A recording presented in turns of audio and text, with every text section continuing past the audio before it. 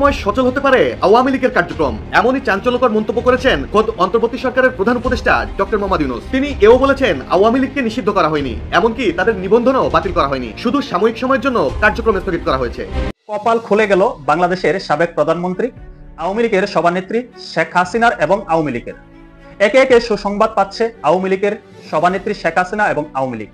এই আওয়ামী লীগ এবং শেখ পরিবারের যারা যারা আছে তাদেরকে খুব টুক করে আওয়ামী লীগের নিষেধাজ্ঞা তুলে নিয়ে বলা হবে যে আমরা তো আওয়ামী লীগের জন্য খুলে দিয়েছি, কারণ আন্তর্জাতিক চাপ, আন্তর্জাতিক মহল যেভাবে ছাই দিয়ে ধরেছে, খুব দ্রুততম সময়ে কি তাহলে আওয়ামী লীগের নিষেধাজ্ঞা প্রত্যাহার করা হতে পারে, এবং সেটা ডক্টর ইউনূস মডেলে। ইতিমধ্যেই এই দখলদার ফ্যাসিস্ট অবৈধ গণতান্ত্রিক সরকারের বিরুদ্ধে চলমান আন্দোলনের অংশ হিসেবে 30 তারিখ পর্যন্ত বাংলাদেশের সমস্ত জেলা উপজেলা পর্যায়ে বিক্ষোভ, প্রতিবাদ এবং প্রতিরোধ অনুষ্ঠিত হবে। অর্থাৎ নভেম্বরের 30 তারিখ পর্যন্ত বিক্ষোভ এবং প্রতিরোধ মিছিলের ঘোষণা দিয়েছে আওয়ামী লীগ। আওয়ামী লীগের অফিসিয়াল সোশ্যাল মিডিয়া হ্যান্ডেলে এক পোস্টে আওয়ামী লীগ দাবি করেছে যে এই রায় মোহাম্মদ ইউনূসের নেতৃত্বাধীন অন্তর্বর্তীকালীন সরকারের রাজনৈতিক ষড়যন্ত্রের অংশ, যাতে হাসিনা এবং তার দল আগামী বছরের ফেব্রুয়ারিতে অনুষ্ঠেয় সাধারণ নির্বাচনে প্রতিদ্বন্দ্বিতা করতে না পারে। আসসালামু আলাইকুম দর্শক, সিগন্যাল বিডি চ্যানেলের নতুন একটি নিউজ ভিডিওতে আপনাদের স্বাগতম। প্রিয় দর্শক, বাংলাদেশের বর্তমান রাজনৈতিক প্রেক্ষাপট নিয়ে ইতিমধ্যে অনেকগুলো ভিডিওর অংশবিশেষ আপনারা দেখেছেন এবং আশা করি বুঝতে পেরেছেন আজকের ভিডিওটি কতটি গুরুত্বপূর্ণ এবং আকর্ষণীয় হতে চলেছে। প্রিয় দর্শক, আমাদের অন্তর্বর্তীকালীন সরকার ডক্টর মোহাম্মদ ইউনূস নিজে মুখে বলেছেন তিনি আওয়ামী লীগের নিষেধাজ্ঞা তুলে নেবেন। এই থেকে দেখা যাচ্ছে যে হাসিনা যে দেশে আসবে সেটার তোড়জোড়ও সেই রকম ভাবেই বেড়ে গিয়েছে। আবার দেখা যাচ্ছে যে আওয়ামী লীগ নেতাকর্মীরা 30 নভেম্বরে ইউনূসের পতনের জন্য ডাক দিয়েছেন। তাহলে এই কয়দিনে কি হতে যাচ্ছে দর্শক, জানতে হলে পুরো ভিডিওটি দেখতে থাকুন। এখনো যারা আমাদের চ্যানেলটি সাবস্ক্রাইব করেননি তারা অবশ্যই আমাদের চ্যানেলটি সাবস্ক্রাইব করে পাশে থাকা বেল আইকনটি অন করে দিবেন, আর যারা ইতিমধ্যে সাবস্ক্রাইব করেছেন তাদেরকে অসংখ্য ধন্যবাদ। তো প্রিয় দর্শক, চলুন একটি লাইক দিয়ে মূল ভিডিওতে যাওয়া যাক। সেপ্টেম্বরে যখন ডক্টর মোহাম্মদ ইউনূস বাংলাদেশের অন্তর্বর্তী সরকারের প্রধান উপদেষ্টা, তিনি আমেরিকায় গেলেন। আমেরিকা যাওয়ার পরে তিনি ঘোষণা করলেন যে কোনো সময় আওয়ামী লীগের উপর নিষেধাজ্ঞা তুলে নেওয়া হতে পারে। এ নিয়ে ব্যাপক হুলস্থুল, কেউ কেউ বোঝানোর চেষ্টা করেন তার কথা মিসইন্টারপ্রেট করা হয়েছে, কিন্তু ডক্টর ইউনূস ঘুরে এসে কিন্তু বলেন নাই যে আমি এমন কথা বলি নাই, বা তার প্রেসিংও বলে নাই। এটাকে নানানভাবে ঘুরিয়ে পেঁচিয়ে উপস্থাপন করা হয়েছে, মানে একটা চুপ বা একটা কোপ হাতে রাখলাম এরকম আর কি। ডক্টর মোহাম্মদ ইউনূস এমন টাইপের একটা মানুষ। আজকে আমি খুব মজার একটা সোশ্যাল মিডিয়া পোস্ট করছিলাম, বলছে যে ডক্টর ইউনূস বাংলাদেশের প্রধান উপদেষ্টা হওয়াতে এটা একটা বাংলাদেশের মানুষের আফসোসটা মিটে গেছে। তিনি যদি বাংলাদেশের রাষ্ট্রপ্রধান না হতেন, সরকার প্রধান না হতেন, তাহলে বাংলাদেশের মানুষের একটা আফসোস থেকে যেত সারা জীবন, যে ডক্টর ইউনূসের মতন একটা লোক যদি আমাদের প্রধানমন্ত্রী হতো, প্রধান উপদেষ্টা হতো, তাহলে এই দেশটা সিঙ্গাপুর হয়ে যেত, এই দেশটা একটা শান্তির নরওয়ে হয়ে যেত। এই যে ধারণাটা, এই ধারণাটা মানুষ মানে ভাঙতে পেরেছে, মানুষের ধারণাটা ভুল প্রমাণিত হয়েছে। আর নাহলে প্রধান উপদেষ্টা না হলে এই ধারণাটা সারা জীবন থাকতো, এই টাইপের একটা মানুষকে মানুষই পীরের শ্রদ্ধার জায়গায় সারা জীবন রেখে দিত। সেই মানুষ আমেরিকায় গিয়ে যে কথাটা বলেছেন, বলার পরে যারা আমাদেরকে নিয়মিত ফলো করেন তারা একটু খেয়াল করে দেখবেন। আমরা একটা ফলো আপ সেই দিনই করেছিলাম যখন ডক্টর ইউনূস এই নিষেধাজ্ঞা প্রত্যাহারের কথা বলেছেন, তারপরে আমরা একটা ফলো আপ করেছিলাম, আমাদের বিশ্লেষণ তুলে ধরে বলেছিলাম যে এই ডক্টর ইউনূস আওয়ামী লীগের নিষেধাজ্ঞা তুলে নেবেন, এই খবরে আওয়ামী লীগের লোকজনের বাকবাকুম করে নাচার কোনো কারণ নাই। ডক্টর ইউনূস আওয়ামী লীগের উপকার করার জন্য, আওয়ামী লীগকে আগামী নির্বাচনে খুব আরামসে অংশগ্রহণ করার জন্য, আওয়ামী লীগকে ক্ষমতায় আসার পথ করে দেওয়ার জন্য আওয়ামী লীগের নিষেধাজ্ঞা তুলে নেবেন, এই মানুষ, এই জিনিস ডক্টর ইউনূস না। আবার আওয়ামী লীগের মানুষজন এটা বুঝতে পারছিলেন, হয়তো তাদের যারা কর্মী সমর্থক এখনো ধুকে ধুকে দেশে রয়ে গেছেন, তারাও ভাবছিলেন যে ডক্টর ইউনূস বললো মানে আওয়ামী লীগের নিষেধাজ্ঞা তুলে নিবে, আর তুলে নিল, এতে করে খুব মজা পাওয়ার কিছু নাই। এবার আসছেন আজকের আলোচনার বিষয়। আজকের আলোচনার বিষয়টা আমি একটু সুতো দিয়ে গাঁথার চেষ্টা করতে বলবো আপনাদেরকে। দেখেন, হঠাৎ করেই টিউলিপ সিদ্দিকী এবং শেখ রেহানার মামলার রায়। শেখ রেহানা এবং টিউলিপ সিদ্দিকী, আচ্ছা টিউলিপ সিদ্দিকী তো ব্রিটিশ লোক, ব্রিটিশের এমপি মন্ত্রী, সেই লোক বাংলাদেশে তো আর মন্ত্রী এমপি হতে আসবে না, তাই না? শেখ রেহানা যদি আওয়ামী লীগের দরজা খোলা থাকে তাহলে কখনো কখনো আওয়ামী লীগের নেতৃত্ব ধরতেও পারে। আলাপটা কিন্তু আওয়ামী লীগ সরকার যখন গঠন করে 2008-এ তখনও ছিল। এরপরে ধরেন বাংলাদেশে কি হয়, যে বেগম খালেদা জিয়া গেলেন, তারপরে তারেক রহমান, তো বেগম খালেদা জিয়ার পরে তারেক রহমানের উপরে মামলা, আওয়ামী লীগ ক্ষমতায়। তারেক রহমানের পরে নাম আসলো জুবাইদুর রহমানের উপর মামলা, আওয়ামী লীগ ক্ষমতায়। এবার জুবাইদুর রহমানের পরে যদি নাম আসতো জাইমা রহমানের, আওয়ামী লীগ ক্ষমতায় থাকতো, যে জাইমা রহমানের নামে ওই যে এখন যেরকম ব্রিটেনে থেকে টিউলিপের নামে মামলা হচ্ছে, এরকম মামলা হতে পারতো। এটি তো বাংলাদেশের রাজনৈতিক কালচার। এবার শেখ হাসিনাকে একটা রায় দিয়েছে তারা, এই রায় নিয়ে বহু পেন্তার আলাপ সালাপ আপনারা জানেন, সবকিছু আমি ওদিকে আর গেলাম না। এবার শেখ হাসিনা আসতে না পারলে তার পরিবারের ওই যে শেখ শব্দের একটা ভাব আছে বাংলাদেশে, এবং বাংলাদেশের আওয়ামী লীগ সমর্থক যারা ওই শেখ নামটা দিয়ে আওয়ামী লীগ চেনেন। এবার শেখ নামে কে কে আছে, শেখ রেহানা, তারপরে টিউলিপ সিদ্দিকী শেখ না থাকলেও শেখ রক্তের মানুষ, তারপরে আরো শেখ নামে যা আছে, টিউলিপের মামলায় 17 আসেনি, এরকম শেখ পরিবারের যা যা আছে তাদের সবার মামলা একেবারে পাগলা ঘোড়ার মতো ছুটছে। কতটা পাগলা ঘোড়ার মতো? গত জুলাই মাসে টিউলিপ শেখ রেহানার মামলার প্লট দুর্নীতি মামলা, দেখেন কি সুন্দর একটা মামলা। এই মামলায় পদ দুর্নীতি টাইপের মামলায় তাদের 4 মাসের মধ্যে বলতে পারেন যে মামলা ম্যাচিউর রায়ের অবস্থার মধ্যে। 31 জুলাই চার্জ গঠন হয়েছিল, August, September, October, November, December পড়তে পড়তে ডিসেম্বরের 1 তারিখের রায়।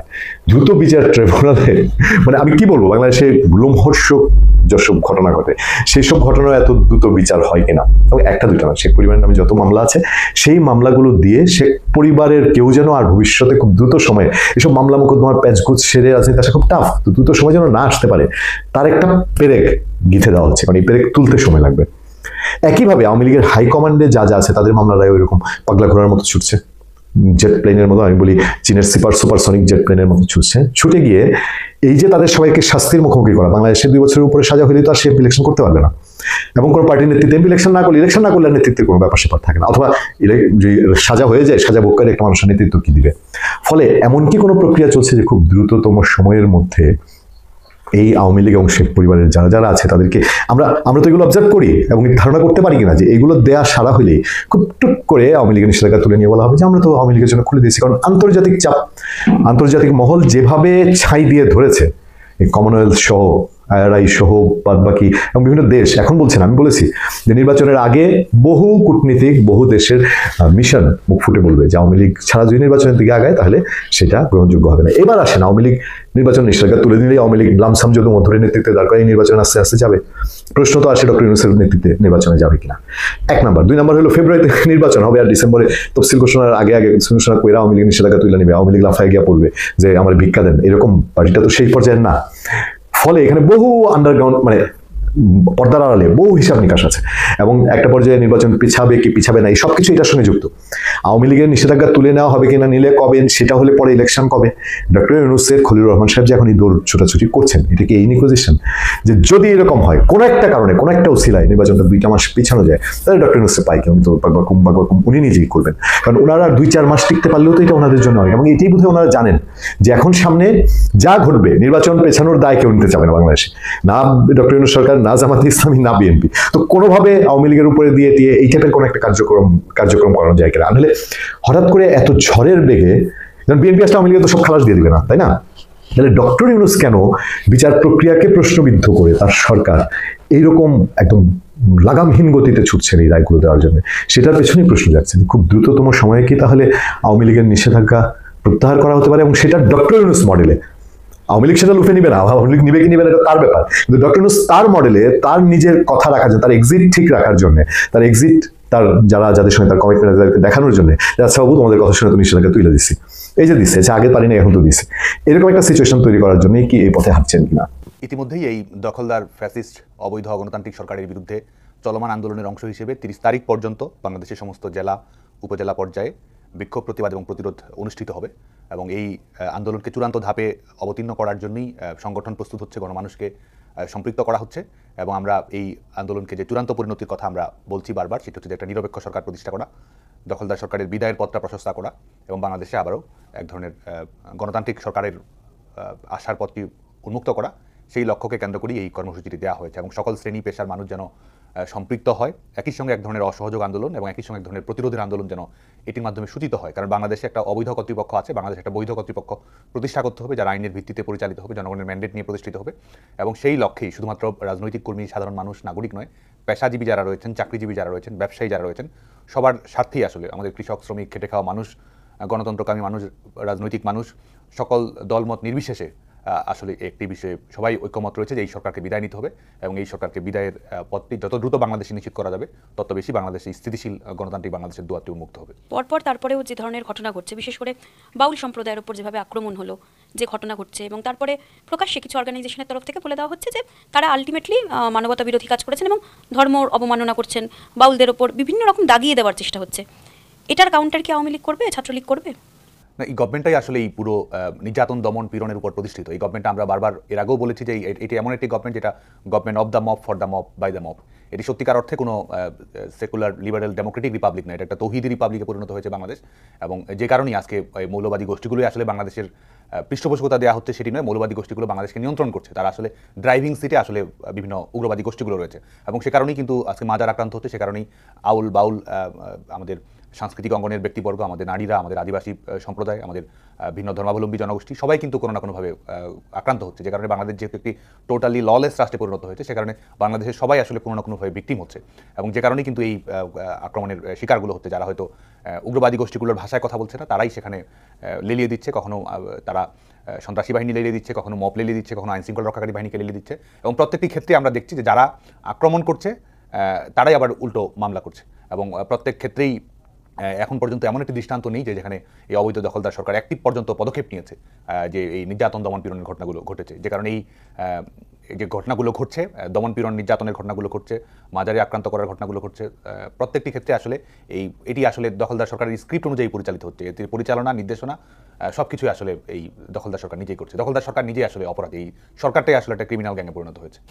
তার কাউন্টার, কারণ ইতিমধ্যে যে প্রসেস চলছে, শেখ হাসিনার বিরুদ্ধে যে রায় হলো, আপনারা তারপর বলেছিলেন যে আপনারা মানবেন না, আপনারা কিভাবে কামব্যাক করবেন এবং ইলেকশন প্রক্রিয়াতে আওয়ামী লীগ, ছাত্রলীগের রোল কি হবে? আসলে বাংলাদেশে ইলেকশন হওয়ার কোনো সুযোগই দখলদার সরকারের মাধ্যমে নেই। যেটি হবে সেটি হচ্ছে এক ধরনের সিলেকশন, এক ধরনের প্রহসনের ইলেকশন আজকে করার চেষ্টা করা হচ্ছে, এবং এটি এমন একটি ইলেকশন হবে যা রায় যেমন পূর্ব থেকে নির্ধারণ করে রাখা হয়েছিল, ফলাফল আসলে পূর্ব থেকে নির্ধারণ করে নেওয়া হবে। এই আদালতে যেমন আইনি কোনো দৃষ্টিভঙ্গি, স্বচ্ছতা, নিরপেক্ষতার কোনো দৃষ্টিভঙ্গি ছিল না, ঠিক তেমনিভাবে এমন একটি ইলেকশনের দিকে তারা এগুচ্ছে যেখানে জনগণের কোনো অংশগ্রহণ থাকবে না। এবং আরও যদি আমি পরিষ্কার করে বলি, বাংলাদেশের জনগণ আসলে নির্বাচন মেনে নেবে না, এবং বাংলাদেশের জনগণ আসলে নির্বাচন হতে দেবে না, কারণ যে নির্বাচনের দিকে এগুচ্ছে দখলদার সরকার, এই নির্বাচনের ফলাফল আসলে ইলেকশন কমিশন দিবে না। এই নির্বাচনের ফলাফল আসবে বিএনপির পার্টি অফিস থেকে, জামায়াতের পার্টি অফিস থেকে, এনসিপির পার্টি অফিস থেকে, লন্ডন থেকে, করাচি থেকে। তো যে কারণে যেই নির্বাচন বাংলাদেশ ইনক্লুসিভ হবে না, যেই নির্বাচনে বাংলাদেশের সংখ্যাগরিষ্ঠ জনগোষ্ঠীর প্রতিনিধিত্বকারী আওয়ামী লীগ থাকবে না, যেই নির্বাচনে বাংলাদেশের মানুষের স্বাধীনভাবে পছন্দ করার স্বাধীনতা থাকবে না, সেই নির্বাচন বাংলাদেশে কোনো বৈধতা পাবে না। সেই নির্বাচন জনগণের দিক থেকে রাজনৈতিক বৈধতা, সাংবিধানিক দৃষ্টিভঙ্গি থেকে আইনি বৈধতা, এবং নিরপেক্ষ সত্যতার দৃষ্টিভঙ্গি থেকে আন্তর্জাতিক গ্রহণযোগ্যতা কোনোটি আসলে অর্জন করতে পারবে না। ভারতীয় একাধিক গণমাধ্যমে বলা হচ্ছে আওয়ামী লীগ আগামী 30 নভেম্বর পর্যন্ত সারা দেশে ব্যাপক কর্মসূচির ঘোষণা দিয়েছে। আমরা যদি দুটি গণমাধ্যমের দিকে তাকাই, একটা হচ্ছে নর্থ ইস্ট নিউজ, তাদের শিরোনামটা দেখে নিতে পারেন। তারা বলছে Bangladesh Awami League party announces nation wide protest till November 30, অর্থাৎ নভেম্বর 30 তারিখ পর্যন্ত বিক্ষোভ এবং প্রতিরোধ মিছিলের ঘোষণা দিয়েছে আওয়ামী লীগ। এদিকে Indian express, the new Indian express, তারা বলছে Bangladesh convicted x PM Hasina's party announces nation wide protest till November 30। প্রায় একই ধরনের শিরোনাম এই দুইটা গণমাধ্যমে দেয়া হচ্ছে। সেখানে বলা হচ্ছে যে বাংলাদেশের ক্ষমতাচ্যুত প্রধানমন্ত্রী শেখ হাসিনার বিরুদ্ধে যে রায়, সেই রায়টার ব্যাপারে তারা বলছে যে অবৈধ ট্রাইব্যুনাল কর্তৃক প্রাক্তন প্রধানমন্ত্রীকে মৃত্যুদণ্ড দেয়া হয়েছে। এর প্রতিক্রিয়াতেই এই কর্মসূচি আওয়ামী লীগ ঘোষণা করেছে, সেটা বলেই গণমাধ্যম বলছে। তারা বলছে আওয়ামী লীগের অফিসিয়াল সোশ্যাল মিডিয়া হ্যান্ডেলে এক পোস্টে আওয়ামী লীগ দাবি করেছে যে এই রায় মোহাম্মদ ইউনূসের নেতৃত্বাধীন অন্তর্বর্তীকালীন সরকারের রাজনৈতিক ষড়যন্ত্রের অংশ, যাতে হাসিনা এবং তার দল আগামী বছরের ফেব্রুয়ারিতে অনুষ্ঠেয় সাধারণ নির্বাচনে প্রতিদ্বন্দ্বিতা করতে না পারে। এছাড়া তারা বলছে যে অবৈধ আইসিটি ট্রাইব্যুনালের অবৈধ রায়, এটাও বলছে। এই হিসেবে বর্ণনা করাকে প্রত্যাখ্যান করে, মানে অবৈধ বলে এই রায়কে প্রত্যাখ্যান করে তারা 30 নভেম্বর পর্যন্ত জেলা এবং উপজেলা জুড়ে বিক্ষোভ এবং প্রতিরোধ মিছিল করবে। আওয়ামী লীগ এই রায়কে প্রহসনমূলক বলে বর্ণনা করে দাবি করেছে এটি নাগরিকদের দ্বারা অবজ্ঞার সাথে প্রত্যাখ্যাত হয়েছে এবং ট্রাইব্যুনালের কার্যক্রমকে বিচারের উপহাস বলে অভিহিত হয়েছে। অর্থাৎ তারা দাবি করছে যে এটা বিচারের নামে একটা উপহাস করা হয়েছে। দলটি বলছে যে তারা রাষ্ট্রবিরোধী ষড়যন্ত্র হিসেবে বর্ণনা করা হয়েছে, যেটা তা মোকাবেলায় তৃণমূল কর্মী, রাজনৈতিক নেতা এবং অংশীদারদের একত্রিত করছে। নির্বাচনী প্রক্রিয়া থেকে স্বাধীনতার পক্ষের শক্তিকে বাদ দেওয়ার যে কোনো প্রচেষ্টার বিরুদ্ধে দেশব্যাপী প্রতিরোধের অঙ্গীকার তারা করছে। বাংলাদেশে কোনো সাজানো নির্বাচন হতে দেয়া হবে না, এমন হুঙ্কারও তারা দিচ্ছে। যে কোনো মূল্যে এটি প্রতিহত করা হবে। দলটি বলছে শীঘ্রই একটি কঠিন দেশব্যাপী আন্দোলন ঘোষণা করা হবে। 30 তারিখ পর্যন্ত তারা এই ঘোষণাটা দিল, আন্দোলন করবে, এবং তারা এটাও জানাচ্ছে ভারতীয় দুটি গণমাধ্যমকে যে এরপরে দেশব্যাপী কঠিন পদক্ষেপ, কঠিন কর্মসূচি তারা ঘোষণা করতে চলেছে, সেরকম পরিকল্পনা তাদের রয়েছে।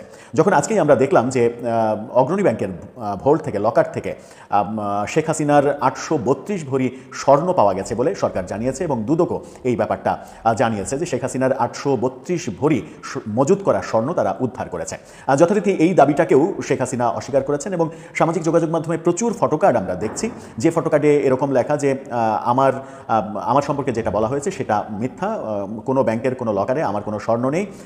তবুও তারা যেহেতু বলছে এই সোনা আমার, তাহলে এই সোনাগুলো বিক্রি করে গতকালকে কড়াইল বস্তিতে যারা ক্ষতিগ্রস্ত হয়েছে সেই ক্ষতিগ্রস্তদের মধ্যে যেন বিলি করে দেওয়া হয়, এরকম দাবিও শেখ হাসিনা করেছেন বলে সামাজিক যোগাযোগ মাধ্যমে আমরা আওয়ামী অ্যাক্টিভিস্টদের নানা ধরনের লেখা ফটোকার্ড এগুলো আমরা দেখতে পাচ্ছি। এই যে মানে পরস্পর বিরোধী বক্তব্য, সরকার বলছে যে সোনা পাওয়া গেছে, শেখ হাসিনা বলছেন যে এই সোনা আমার না, এটা সাজানো নাটক, এরকমটা বলছে। যাই হোক, সব মিলিয়ে 30 তারিখ পর্যন্ত এই কর্মসূচি, মাত্র 3-4 দিনের কর্মসূচি, সেই কর্মসূচি যখন ঘোষিত হলো তখন আমার মনে হয় যে পুলিশ, আইনশৃঙ্খলা রক্ষাকারী বাহিনী আরও বেশি তৎপর হবে এবং আরেক ধাক্কা আওয়ামী লীগের নেতাকর্মী যারা দেশে রয়েছেন, আরেক ধাক্কা তাদের গ্রেপ্তার হওয়ার ব্যাপারটা, মানে পুলিশি অভিযানে তাদেরকে একের পর এক গ্রেপ্তার করার ঘটনাটা যদি আমরা দেখি, তবুও অবাক হওয়ার কিছু থাকবে না।